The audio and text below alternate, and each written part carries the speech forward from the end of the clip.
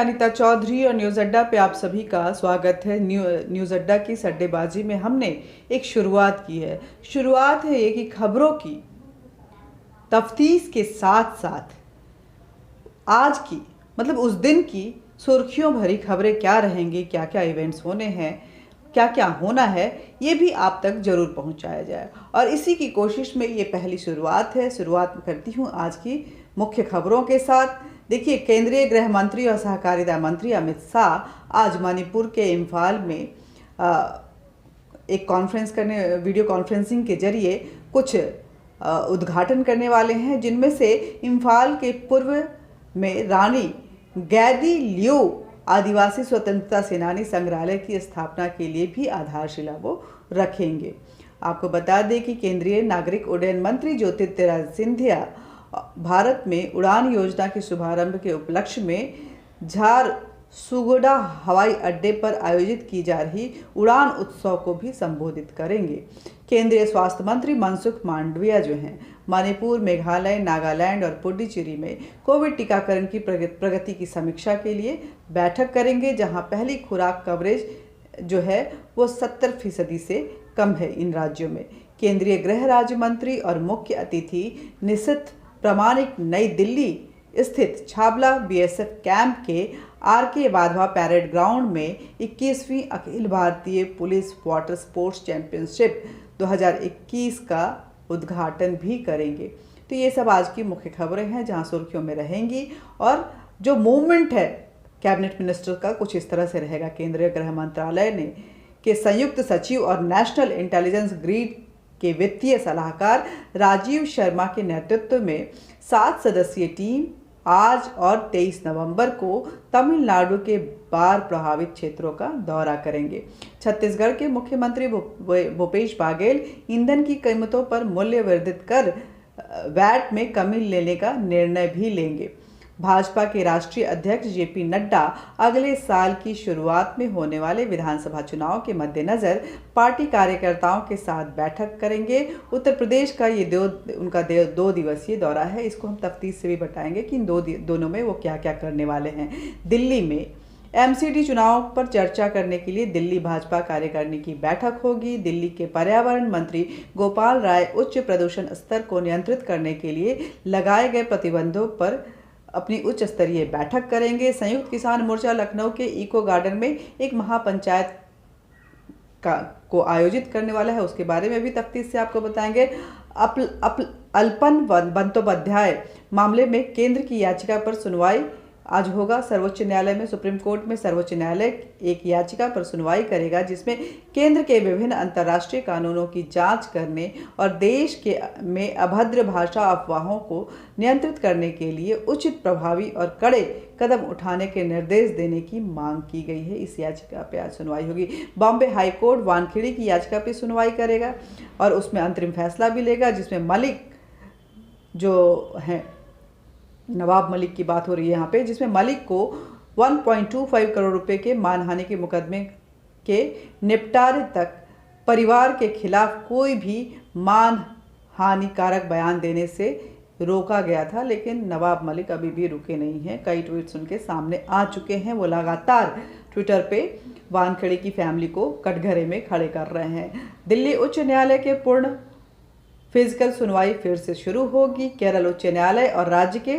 जिला अदालतें की मामलों की फिजिकल सुनवाई भी है वो फिर से शुरू होने जा रही है। दिल्ली विश्वविद्यालय स्नातक छात्रों के लिए नए बैच के लिए शैक्षणिक सत्र शुरू करने जा रहा है। 1ली से 5वीं कक्षा तक के लिए गुजरात में स्कूल खुलने जा रहे हैं, लेकिन दिल्ली के स्कूल फिलहाल बंद रहेंगे। भारत से यात्रा के लिए कोवैक्सीन को वैध टीके के रूप में मान्यता देगा यूके। ऐसी खबरें आ रही हैं। जल्द ही इस पे फैसला लिया जाएगा यूके की तरफ से। अमेरिका ताइवान दूसरी आर्थिक समृद्धि वार्ता व्यापार संबंधों को बढ़ाने का लक्ष्य बातचीत के जरिए जो है वो करेंगे। आज से 26 नवंबर तक जम्मू कश्मीर के एमए स्टेडियम के में 56वीं जूनियर राष्ट्रीय कलात्मक और 5वीं रिदमिक जिम्नास्टिक चैंपियनशिप का आयोजन होने जा रहा है। Bharat test cricket team New Zealand के खिलाफ श्रृंखला से पहले मुंबई में सप्ताह भर चलने वाला अभ्यास शिविर शिविर जो है वो आज से शुरू करने जा रहा है। खबरें और भी हैं। ममता दीदी जो हैं वो दिल्ली पहुंच रही हैं। इसके साथ ही लखनऊ में जो किसानों का महापंचायत होने जा रहा है उसकी क्या जो है रूपरेखा रहेगी, इन सब के बारे में हम बात करने जा रहे हैं, आपको तफ्तीश से बताने जा रहे हैं। तो सुनिए, लखनऊ में आज 11 बजे किसान महापंचायत की शुरुआत हो चुकी है। किसान नेता राकेश टिकैत इसकी आह्वान बड़ी संख्या में है, लोग शामिल हैं, उसकी वो पहले ही कर चुके हैं। उत्तर प्रदेश समेत 5 राज्यों में होने वाले विधानसभा चुनाव से पहले पीएम नरेंद्र मोदी ने 3 कृषि कानूनों को वापस लेने की घोषणा कर दी और ऐसी उम्मीद जताई जा रही थी कि इस ऐलान के बाद ही किसान आंदोलन खत्म हो जाएगा, लेकिन ऐसा होता हुआ नज़र नहीं आ रहा है। भारतीय किसान यूनियन की अगर बात करें तो उनका कहना है कि हम अभी जो है धरना प्रदर्शन बंद नहीं करेंगे। कुछ 6 मांगे जो हैं उन्होंने रखी हैं, इस पर हम बातचीत करने जा रहे हैं। किसान नेता और भारतीय किसान यूनियन के राष्ट्रीय प्रवक्ता राकेश टिकैत 22 नवंबर को लखनऊ में एक किसान महापंचायत करने का निर्णय ले चुके हैं और इसकी शुरुआत भी हो चुकी है। क्या कुछ होगा उस महापंचायत में, क्या कुछ रहा, ये हम आपको शाम में बताएंगे। उन्होंने किसान महापंचायत को सफल बनाने के उद्देश्य से दूर दराज के किसानों को लखनऊ आने का आह्वान किया। बड़ी तादाद में लोग वहाँ पे जुट भी रहे हैं। किसान नेता राकेश टिकैत के ट्वीट कर इसकी जानकारी दी थी कि इको गार्डन में आप पहुँचिए, जो पुरानी जेल के पास है, बंगला बाजार में के नज़दीक में है।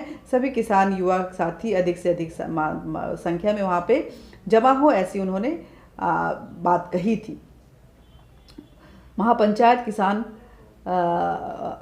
जो है किसानों के खिलाफ मुकदमे वापस लेने और किसानों को मुआवजा देने के मुद्दे पर जो है वो चर्चा करेगी। ये खबर आ चुकी है।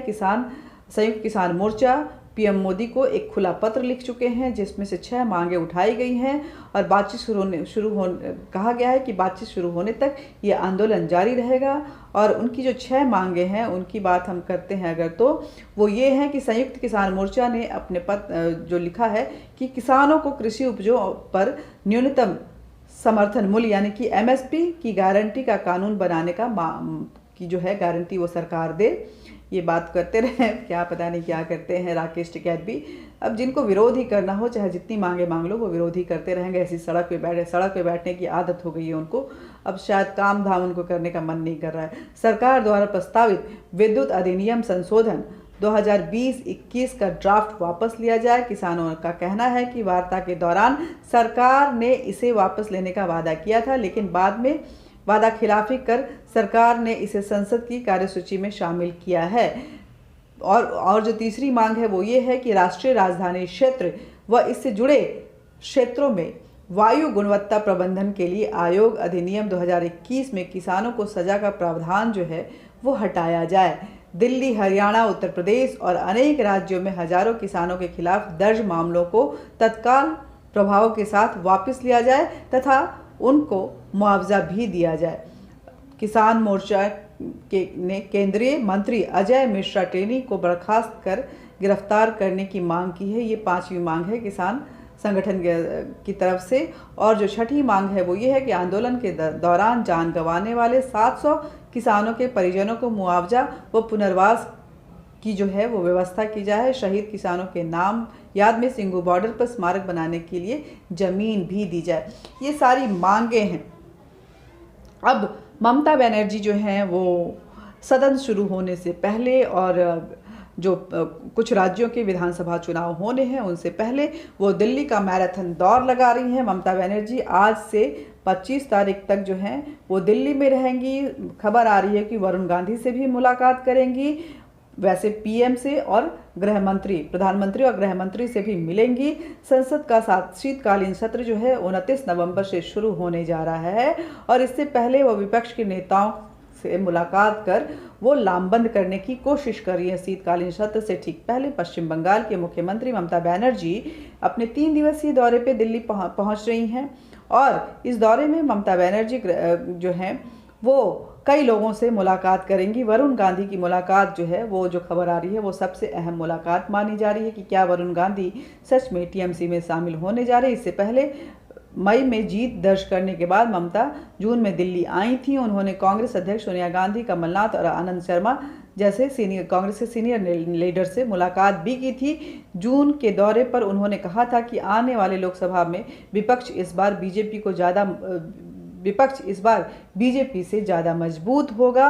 उन्होंने इस बात का दावा किया था कि 2024 लोकसभा चुनाव में विपक्ष एक इतिहास रचेगा और लोकसभा चुनाव मोदी बनाम देश की जनता वाला होगा।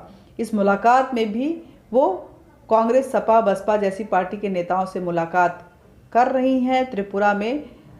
और इसके साथ ही आपको बता दें कि जो 5-6 राज्यों में चुनाव होने हैं, उनमें से ममता बनर्जी ने गोवा में अपने लिए पूरी ज़मीन तैयार कर ली है, पंजाब में भी करती हुई नज़र आ रही है, उत्तर प्रदेश में भी कर रही हैं, मणिपुर, बाकी जगहों पे भी, त्रिपुरा में खासकर वो करने की मूड में नज़र आ रही है। तो ये देखना होगा कि ये ममता बनर्जी जो हैं वो जैसे जैसे करके विधानसभा चुनाव आते रहेंगे, क्या वो विधानसभा चुनाव के ज़रिए अपने कैडर को फैलाते हुए वो लोकसभा चुनाव को साध रही हैं और विपक्ष में कहीं ना कहीं ये मैसेज देने की कोशिश कर रही हैं कि ममता बनर्जी ही एकमात्र चेहरा बचा है जो विपक्ष की तरफ से प्रधानमंत्री का चेहरा हो सकता है। त्रिपुरा में तृणमूल कांग्रेस नेता सायनी घोष गिरफ्तार हो गई हैं। विरोध में दिल्ली में प्रदर्शन की योजना जो है बनाई जा रही है। इसके साथ ही आपको बता दें कि बाबुल सुप्रियो का भी बहुत ज़बरदस्त विरोध हुआ है त्रिपुरा में, और इसको लेकर के बाबुल सुप्रियो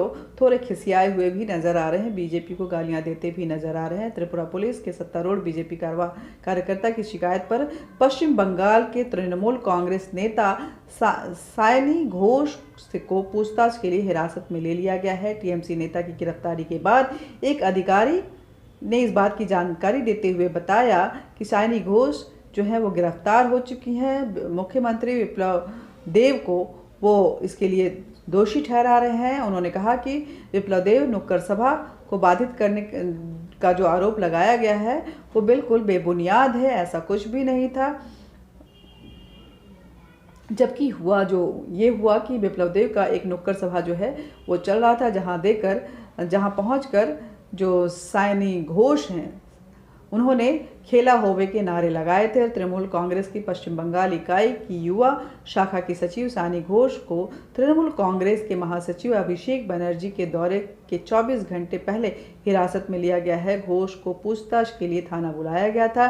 तृणमूल कांग्रेस के नेताओं ने आरोप लगाया है कि पूर्वी अगरतला महिला पुलिस थाने के बाहर उनके कार्यकर्ताओं के साथ भाजपा समर्थकों ने धक्का मुक्की की। हालांकि बीजेपी ने इस आरोप को खारिज कर दिया है। त्रिपुरा में टीएमसी नेता को हिरासत में लिए जाने के बाद पार्टी कार्यकर्ता गुस्से में हैं और दिल्ली में प्रदर्शन करने की तैयारी कर रहे हैं। टीएमसी के बीजेपी की आलोचना करते हुए यह दावा किया है कि त्रिपुरा में गुजरात मॉडल काम कर रहा है और कहा है कि उसके सांसद इस मुद्दे को उठाने के लिए दिल्ली पहुंचेंगे। बीजेपी के राष्ट्रीय अध्यक्ष जेपी नड्डा जो है वो अपने 2 दिवसीय दौरे पे उत्तर प्रदेश में है। 22 नवंबर का उनका जो कार्यक्रम रहेगा, जो आज का कार्यक्रम है, वो भारतीय जनता पार्टी के राष्ट्रीय अध्यक्ष जेपी नड्डा जो है 22 नवंबर को सोमवार में 2 दिवसीय प्रवास में उत्तर प्रदेश में रहेंगे। वो गोरखपुर व कानपुर में बूथ अध्यक्ष सम्मेलनों में संबोधित करेंगे तथा कानपुर के क्षेत्रीय कार्यालय के उद्घाटन के साथ ही 7 जिला कार्यालयों का भी वर्चुअल उद्घाटन करेंगे। पार्टी के राष्ट्रीय अध्यक्ष जगत प्रकाश नड्डा जो हैं वो 22 नवंबर को दोपहर को गोरखधाम मंदिर में जन कल्याण मंगल कामना के साथ पूजा अर्चना भी करेंगे। इसके साथ ही वो 2022 के विधानसभा चुनाव का आगाज भी करते हुए नजर आएंगे। आपको बता दें कि इसके साथ ही कुछ और भी खबरें हैं जो अभी आ रही हैं, जो छोटे छोटे रूप में आपको मैं बताना चाहूँगी। उनमें से जो एक खबर है वो ये है कि आज मुलायम सिंह यादव यानी कि नेताजी का सपा मुखिया, सपा सुप्रीमो, उनका जन्मदिन है और उनके जन्मदिन को लेकर के काफ़ी कुछ हो रहा है। वहाँ पे अखिलेश यादव जो हैं वो उनके बर्थडे मना रहे हैं और शिवपाल यादव भी कहीं ना कहीं इस मौके पर पहुंचते हुए नज़र आ रहे हैं। जन्मदिन की पार्टी जो है कार्यालय समाज उस पर जो मुलायम सिंह का बयान आया है वो आपके सामने पढ़ी हूँ कि सही जन्मदिन तब होगा जब हर गरीब का जन्मदिन इसी तरह से मनाया जाएगा जैसा कि उनका भव्य जन्मदिन मनाया गया है। उन्होंने कहा है कि जो हमसे आशा करते हैं वो पूरी होनी चाहिए। नौजवानों के अंदर जोश होना चाहिए। ये परिवर्तन की राजनीति को कामयाब बनाने की ज़रूरत है। जिस विश्वास के साथ आप सम्मान कर रहे हैं उसका मैं आभारी हूँ, उन्होंने अखिलेश यादव को कहा है। प्रोफेसर रामगोपाल और अखिलेश यादव ने मुलायम सिंह को शॉल पहनाकर और पैर छूकर उनका आशीर्वाद भी लिया। मुलायम सिंह के जन्मदिन पर कार्यकर्ताओं ने 83 किलो के 2 लड्डू और 51 किलो के 1 लड्डू उनको भेंट किए हैं। ये उनके जन्मदिन पे कुछ इस तरह का काम जो है वो किया गया है। साथ ही आपको बता दें कि कई कांग्रेस नेता भी जो हैं वो उनसे मिलने पहुंचे, जिनमें से प्रमोद तिवारी हैं, साथ में संजय सिंह जो कि आम आदमी पार्टी के नेता हैं वो भी उनके साथ मुलाकात करने पहुंचे हैं।